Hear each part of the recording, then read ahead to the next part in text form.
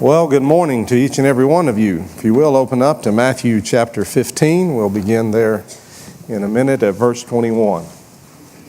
Good to see every one of you. Thank you for being out this morning. As the week goes on, it gets a little harder to get up. I feel like I roll either from eating or preaching, and then sometimes to sleep. So it's always a great week in lectures like this, but it's busy. And we get to feed on God's Word at the feet of other men. Appreciate these guys so much. Really appreciate their encouragement. One of them came out this morning and said, "Boy, I'm glad I don't have to speak this morning." And when you're the first up in the morning, I mean, you're up at night. You know, the night before, you're looking at your notes. You want to make sure everything's exactly right. And then I thought I want to change my PowerPoint, so I had to do that. So then you're back up early in the morning because you want to make sure you've got everything down. So the good thing about it, though, is I get to say the same thing to each one of them when it comes their time. But it's good to have you this morning. Thank you for the guys and ladies that are in the background of this, those fellas in the back. That do all of the PowerPoint and getting our sound system going. And, you know, they're kind of like elders. They only ever hear complaints. And nobody really walks by them and says, "Thank you for doing the good job that you do." So I hope that you get some positive feedback and not always the things that are going wrong. To the ladies in the congregation, thank you for feeding us. I know how my wife is when she's going to have somebody over the house. I mean, we just snap to attention and say, "Yes, ma'am," and "What do you need done?" and "Where do you want us to go?" and "Fetch what?" And because they want their house to be nice, and they want the meal to be good, and they're presenting their home, and that's as it should be. So we really appreciate you. We thank you for all that work that you put in. And then there are all kinds of other things that go on behind the scenes. That Kenny does, and Beth and others in the background. And so I appreciate you. I don't want that to go unnoticed. This morning we're going to talk about a lesson that comes out of Matthew 21, or rather 15, beginning at verse 21. The faith of an unlikely person, of a Canaanite woman. We talk about the kingdom. We have to remember that Paul told those on one occasion in the book of Acts, we must through many tribulations enter the kingdom of heaven, or the kingdom of Jesus. We must through many tribulations. It's an aspect, as you well know, that the kingdom exists now. It came with the power of Jesus Christ on the day of Pentecost, especially when we think of His rule beginning as He ascended back to the right hand of the throne of God, and there rules until the end of time when He will hand back the kingdom and all authority to the Father, that He may be God, that God may be all in all. But there is an aspect of the kingdom that is not yet, and that is the fullness of it. And in some ways I believe that's what Paul is saying. The kingdom already existed, but Paul said we must through many tribulations enter the kingdom. There are still aspects of it in its fullness that is going to be revealed at the very end of time. And we must, through many trials, through many hardships, through many sufferings, find our way there. Now that doesn't go well with us, not in people that live in a very modern society in which we can control the climate in this room. We don't have to suffer with the humidity that's outside. We can sit on padded pews. We worship in peace for the most part. We're not persecuted. We don't suffer for what we do. From those standpoints, we have many, many privileges. But we also realize that there are a great many trials that come to people. And that is so evident out of this story. So that aspect of faith is what I want to examine this morning, and to think with you about this story and hope that it answers, at least partially, some of the problems that we have when we deal with suffering in the kingdom. Verse 21, it says, Jesus went away from there and withdrew to the district of Tyre and Sidon. And behold, a Canaanite woman from that region came out and was crying, "Have mercy on me, O Lord, Son of David. My daughter is severely oppressed by a demon." But he did not answer her a word. And his disciples came and begged him, saying, "Send her away, for she is crying out after us." He answered, "I was sent only to the lost sheep of the house of Israel." But she came and knelt before him, saying, "Lord, help me." And he answered, "It is not right to take the children's bread and throw it to the dogs." She said, "Yea, Lord, yet even the dogs eat the crumbs that fall from their master's table." Then Jesus answered her, "O woman, great is your faith. Be it done for you as you desire." And her daughter was healed instantly, the English Standard translates it. I'll tell you, there's a tremendous point in this passage about the thing that I want us to consider in suffering and entering the kingdom, and understanding that that will be an ongoing process for many, many of us. The only occasion, I think some background information is important to us, it's the only occasion in which Jesus that we know of goes outside of Jewish territory, at least what we normally think of as Palestine, during his recorded ministry. I think there is a foreshadowing, obviously, that the gospel is going to go into all the world. That God intended, as was presented last night, that the true Israel is not just Jews by the descent from Abraham physically. True Jews are those that understand it is inward and it is of the Spirit. And so that would embrace and include the Gentiles that God always intended to save. Even the prophets foretold this. It is the beginning, I think, maybe here, of the end of barriers, which the Old Testament covenant will be passing away. The other thing that is interesting is, notice that it calls her, the English Standard translates it, as a Canaanite woman. Mark that well. That only appears here in the New Testament and in this form in only two other places. They both are in the book of Acts in chapter 7, when Stephen is recounting the story and telling of the Old Testament Canaanites. She is descended, folks, from those people. Think about what we have said about that already in a lesson that I did on Manasseh yesterday morning. The very people that he said he did worse, Manasseh did, than the Amorites, the nations that were before him. Remember, we talked about that the Old Testament speaks of the land repulsive to the deeds of these people and to the actions of these people, vomited them out, using that graphic language.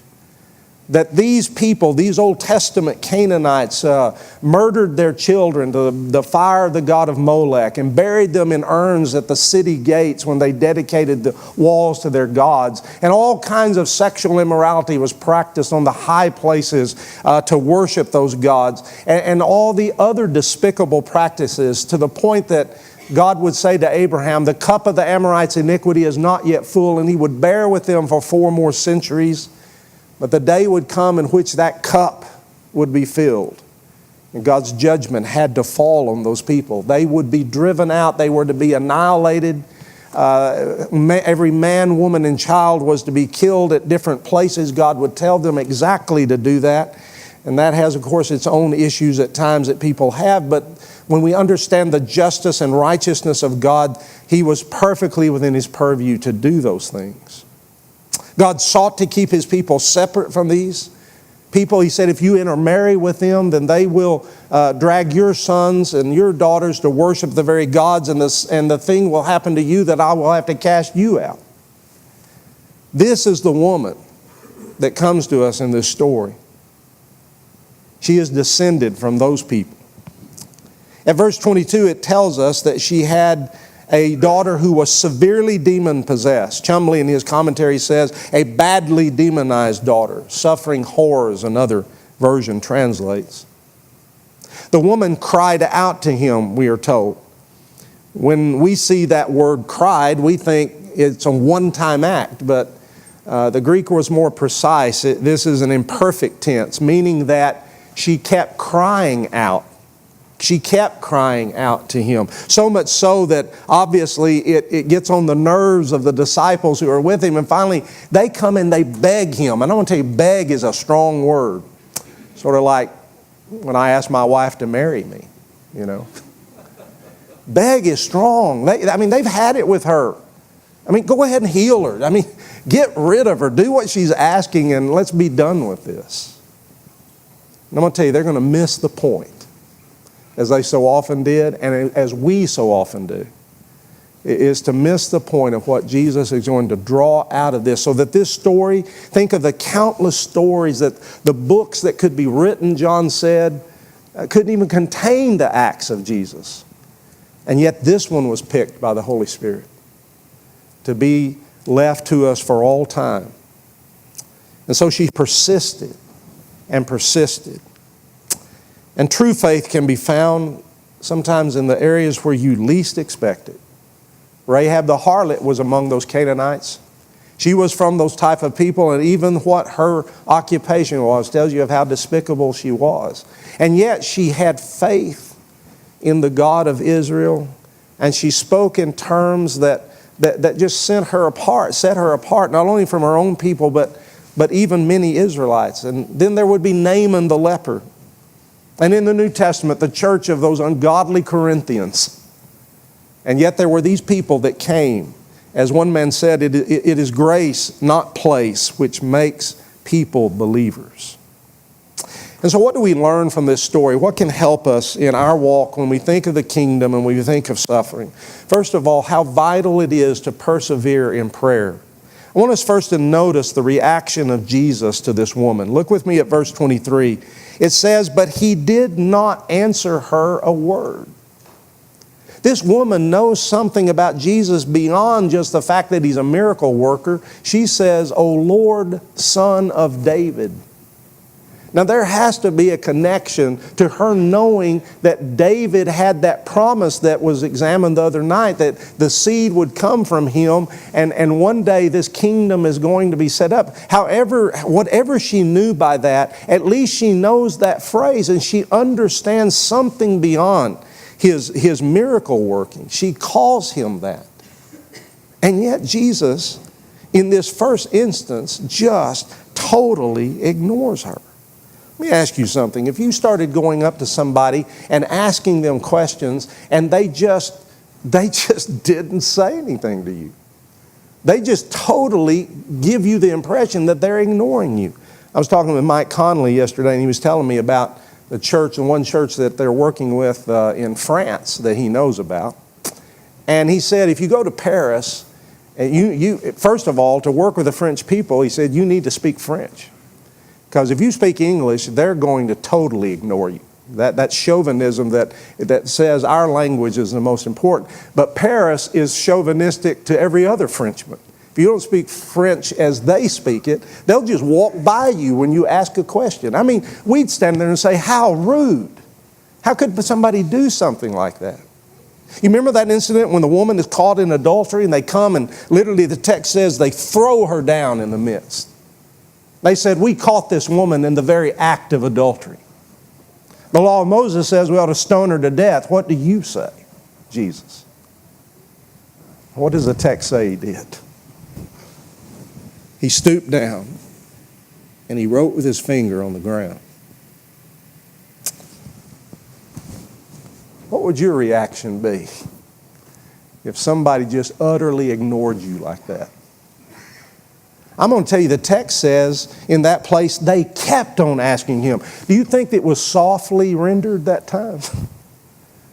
Or do you think they got down in his face and said, we asked you a question, answer us? They kept on asking him. They kept on asking him. And finally Jesus stands up and says, you that are without sin, he that is without sin among you, let him be the first one to cast a stone.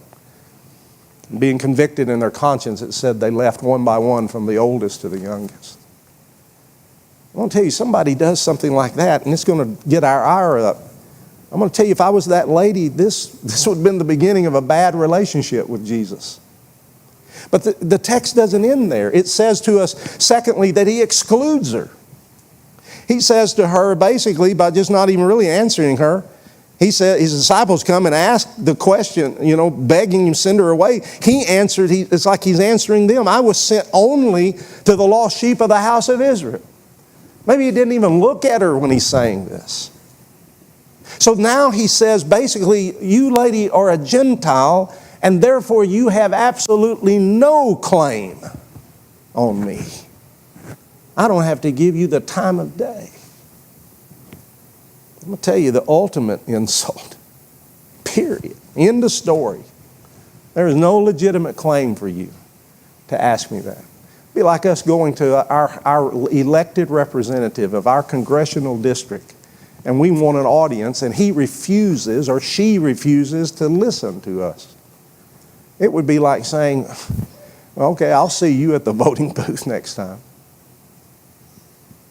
But the woman doesn't give up. Verse 25 says, but she came and knelt before him, saying, Lord, help me.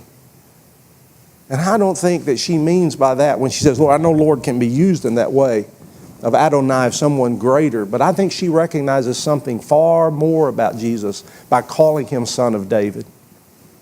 That some have suggested in their commentaries, and I think probably rightly so, that this could be taken as a worshipful act to the fact that she knows something about him that is beyond him just being a human. That may be more than is accurate to say, but nonetheless, she knows he can solve her terrible problem. And yet, as Hobbes writes, he says, one would think that this would have broken Jesus' heart. That's the Jesus we see everywhere else. This caring, loving, by multitudes, wear him out, but he would heal them, on long periods of time and take care of them. Feed them when they were out to hear him and had no food and had not brought anything with them. You ever go to some place like St. Jude's Hospital in Memphis? You ever go to Texas Children's, in our case down in Houston? Our son, who had a lot of problems being born premature, and we were constantly in children's hospitals for the first 5 or 6 years of his life.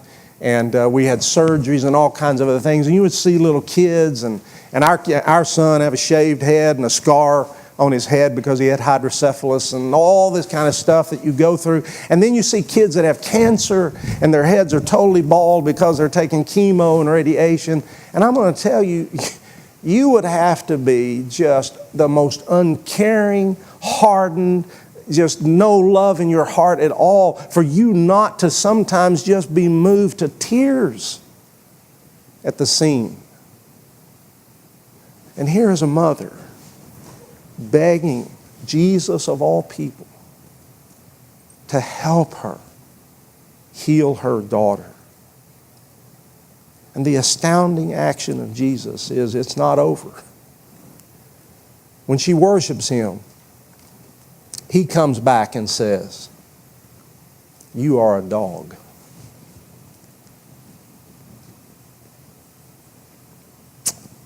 You ever had anybody call you something?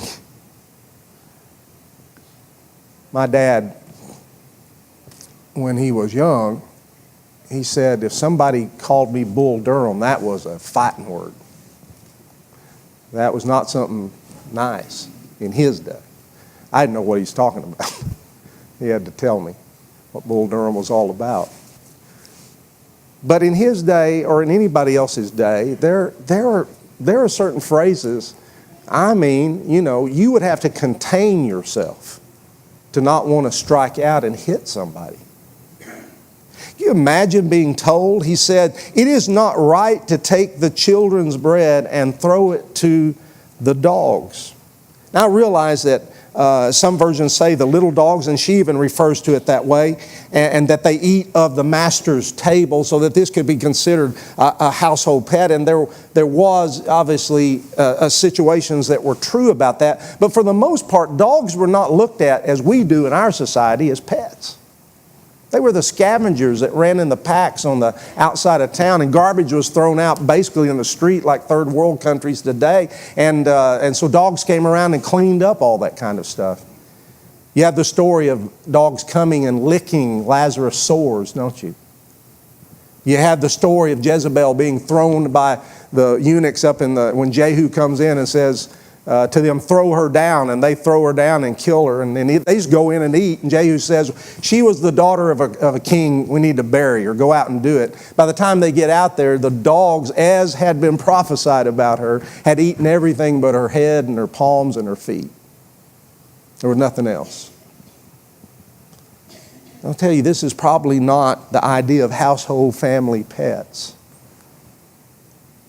He says to her basically, you are a dog. You not only do not have a claim on me, you do not only, I'm not going to answer you, you are beneath my concern.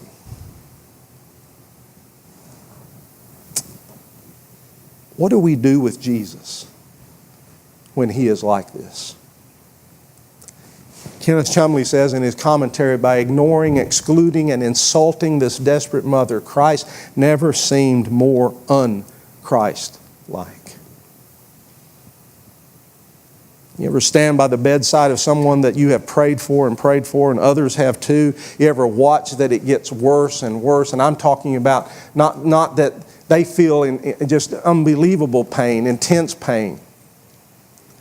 And that it just goes on and on and on. And sometimes people's lives, it seems like not just that they have that physical thing that happens to them, but their lives are just, it's like one tragedy after another just consumes and consumes. And you think, how does somebody hold on to God? It's as if Jesus is coming to us and saying, will you walk with me even when I perplex you? Remember Paul's statement? We are perplexed, but never in despair. And the only way that the other can come is because of faith in Him that is absolute and unswerving. But it's not easy. And sometimes it will cause some people to walk away from God. And yet this woman is not that person. This woman is one who says to Him basically, I accept your words. Yes, I am a dog. But even a dog eats the crumbs that fall from the master's table. And that, upon that, Jesus says to her, O woman, great is your faith. Be it done for you as you desire. And that moment, her daughter was healed. How easy and how likely would it be that you and I would have even gone as far into this story as she did? That we would have looked at Jesus and said about the first time He did what He did, well, that's enough. I'm done with you. She wouldn't take no for an answer.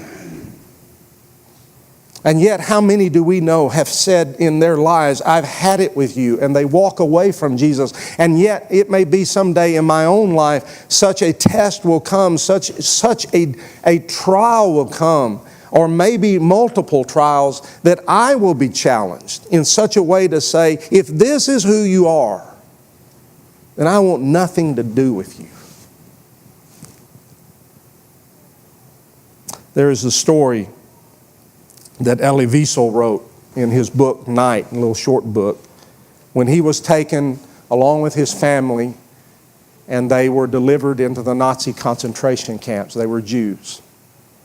They immediately, when they unloaded from the cattle cars, his mother and his sister were separated and they were never seen again, and of course they were killed. The work camp was where they went, and for a time the father lived, but he died in Elie Wiesel's arms.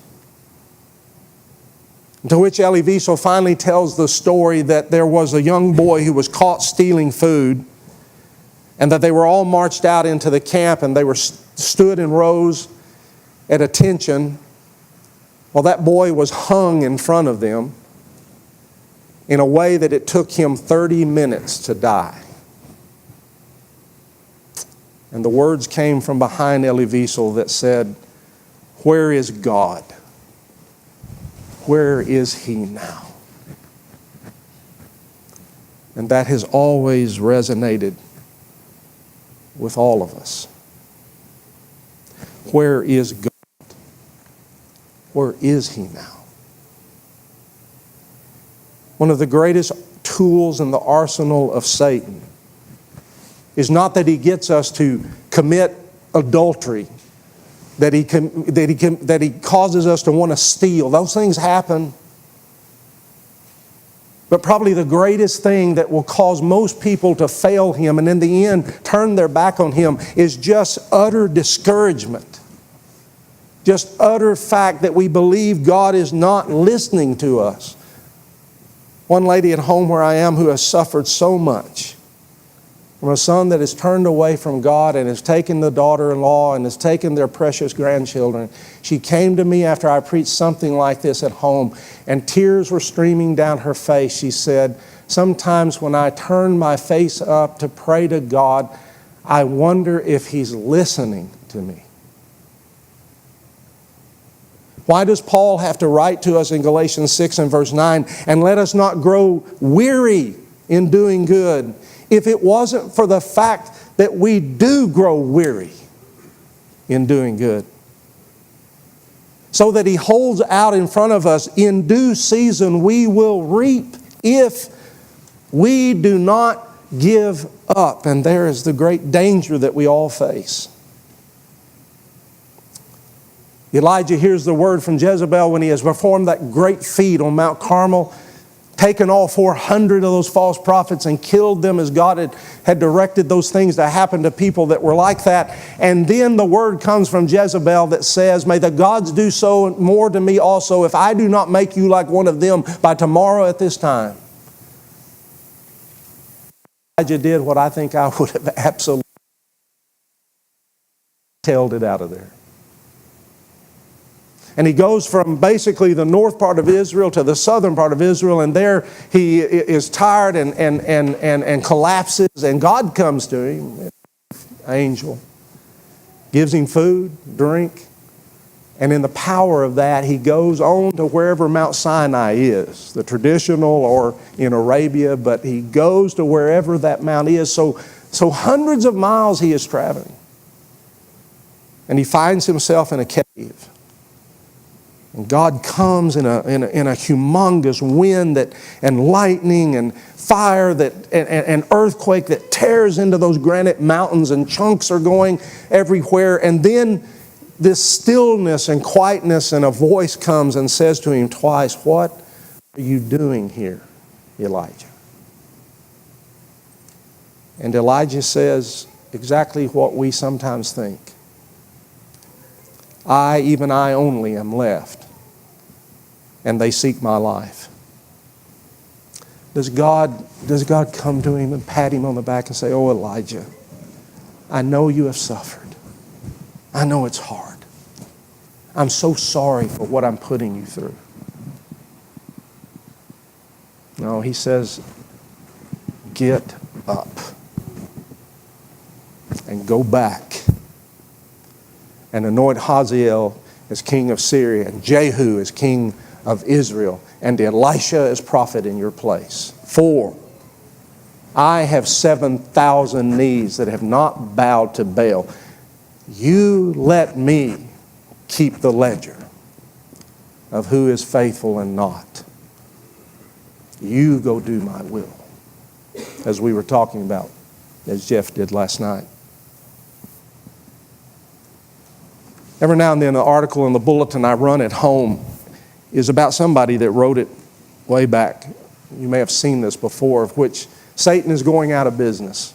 So he has all his tools, the tools to seduce people, and lust and power and the pride of life and all these things that we can think about. But in the middle of the room, there was this one item that was so worn out, it was ugly. It wasn't really, there was no beauty to it. I mean, it was worn. Somebody came up to him in the brochure and said, what is this? And the article says, discouragement. That I have made more people fail and walk away from God by this than by anything else. Secondly, what we need to take from this story is that we must seek God diligently to find Him. How badly do we want Him? Sometimes on Sunday morning I say this to folks that are only Sunday morning, as one of our ladies says, they're only oncers. What does love the Lord thy God with all thy heart and all thy mind and all thy soul mean? I know it doesn't have to do with how often we attend. It has to do with something much deeper than that. But there are things that obviously are going to be true. It's sort of like my friend Dee Bowman says, when somebody sets a bowl of homemade ice cream before you, you don't say, do I have to eat this bowl of homemade ice cream? Or that you want God, and that you know you don't know Him well enough, that you will spend your entire life examining His Word and thinking about it and praying, but in the end it will just be that we will never, ever fully grasp Him in all His glory and His wonder and His love and His grace and the amazingness of Him. And so you want Him more and more. And this world, as Brother Jeff was talking about last night, the things of it become less and less to us. And we want Him. And yet in this story, as is so often the case, I think, with God, when the night is the darkest, only then does He come. Do you remember the account where Jesus had fed those people, and then He put the disciples in a boat and He said, go over to the other side, go to Bethsaida. And it says He went up into the hills to pray, and then He was watching them. And they were rowing. These guys are fishermen. They know what they're doing, but they're rowing against the wind, and they're not making any progress. So Mark 6:48 says that He saw that they were making headway painfully, for the wind was against them. And about the fourth watch of the night, from 3 a.m. to 6 a.m., He came to them walking on the sea, and He meant to pass them by. You ever read that passage? I'm thinking, what was He doing? Here are these disciples doing what He said to do, and they can't make headway, and He intends, by walking in the water, they cry out because they think they're seeing a ghost, a vision, and He means to just walk by them. Until they cry out, does He come to them? Does He come and say, do not be afraid, it is I? When the hour was darkest for Jacob, God came and wrestled with him in the form of a man. It says to us about the Esau incident that he had heard that Esau was coming with 400 armed men. The last thing he knew Esau meant was he's going to kill him. 20 years before that. And so he puts his handmaidens and their sons in front, and then he puts Leah and all her children next. And last of all, he puts Rachel, his favorite wife, and Joseph at the back. And he has even divided the company into two, thinking that if Esau attacks one, then the other can get away. But he knows he's the target. And so at the last, he crosses the deep Jabbok ravine and goes up to the other side, and he's alone by himself. And in the middle of the night, it says, a man wrestled with him. He's attacked by somebody. This is not what I used to do with Jonathan, my son, on the floor. You know, he would get on the floor and all fours, and we'd charge each other when he's a little kid. I'd go away in gospel meetings, and he'd tell Wilna, his mom, he said, Mom, get down, let's roughhouse. That's not this wrestling. I'm going to tell you, he's on edge, and the very edge of knowing that he is going to be killed by Esau. And you know that what happens in this wrestling match is, do you think Jacob was trying to kill the guy that is wrestling him? At least to knock him out and get away. And when the man saw that he did not prevail against Jacob, he touched the socket of his hip, and Jacob's hip was put out of joint as he wrestled with him. And in just a second, all of this thing has been turned around. And here's the incredible part. The man says, let me go. And I'm going to tell you, he could have just freed himself from Jacob if he had wanted to. Jacob knew it. For the day has broken. And Jacob said, I will not let you go unless you bless me. He said, what is your name? Remember that talk we had about names? He said, Jacob. He said, your name will no longer be called Jacob, but Israel, for you have striven with God and with men and have prevailed. What do we think God is looking for? He wants us to wrestle with Him. He wants us to prevail. But it is not going to be easy.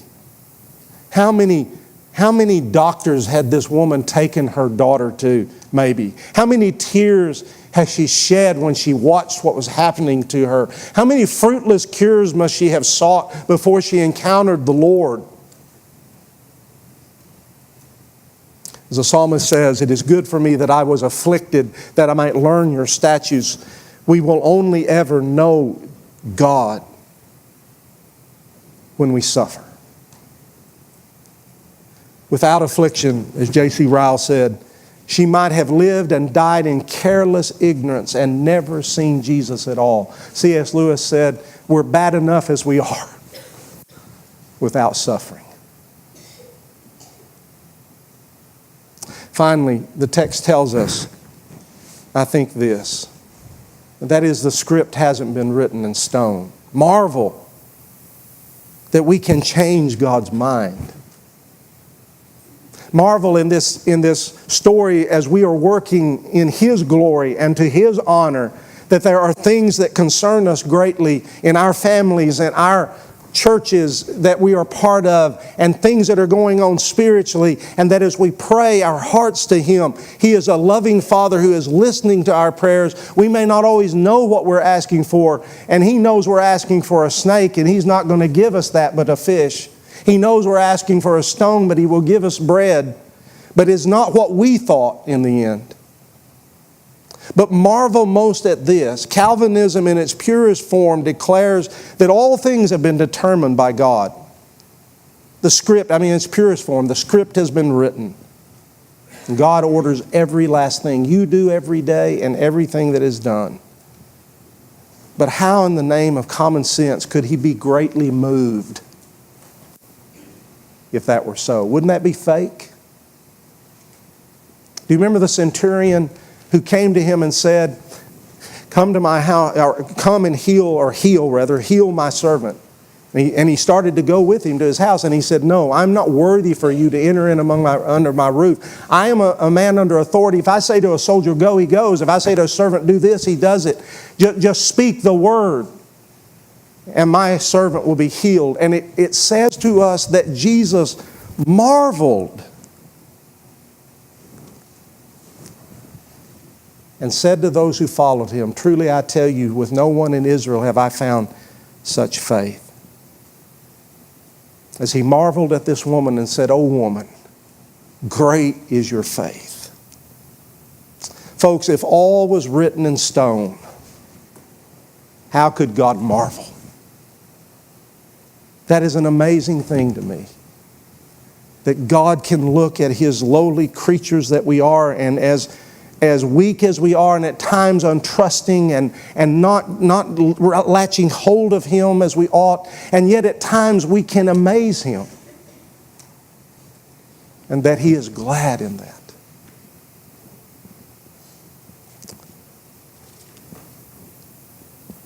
Think of how much we do not truly trust our Savior.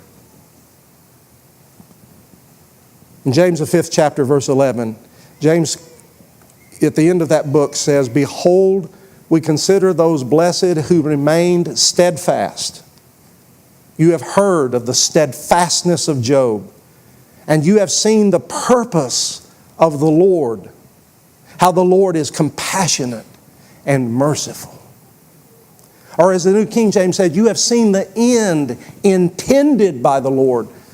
It was not His purpose to destroy Job as Satan put that test before him. He only serves you because you protect him. And then in that great story that unfolds, Job never knows what we know. But that's the truth of all of us, isn't it? We never know why the terrible things that befall anybody have befallen them. And yet to know that there is a grand purpose that the Lord has for His people, you, me, and that He is very compassionate and merciful.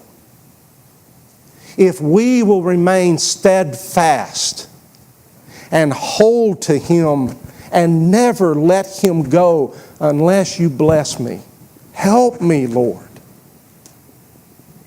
Should be our daily prayer.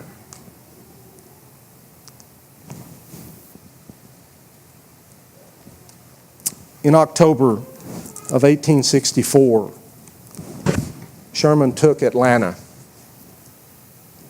He sent Samuel B. French, who was in a division of the Texan Hood, to go around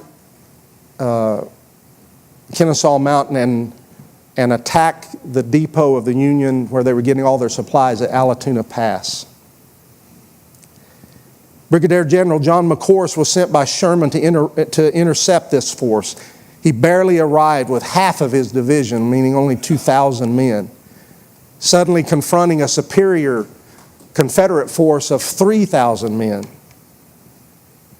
The one that arrives with the first with the most usually wins. So Samuel B. French sent a word across to him and says, you have 5 minutes to surrender, to unconditionally surrender, and, quote, avoid a needless effusion of blood. Corse shot back his terse reply, we are prepared for the needless effusion of blood whenever it suits you. With that, the battle commenced, and it was a savage engagement. Both sides lost heavily. The Union lost 1/3 of its troops in a matter of minutes. 2 out of their 3 redoubts fell, but the last one, the one they had to hold, they held. Corse being shot through his cheek, and his scar that took off his ear, part of his ear, the rest of his life bore that scar. Why did they stand? Because Sherman had signaled him that morning from the top of Kennesaw Mountain, hold fast, we are coming. And 60,000 federal troops were coming from different directions. Samuel B. French withdrew, never accomplishing his mission. The book of Revelation almost ends with these words, hold fast, I am coming. Hold fast, I am coming. Thank you.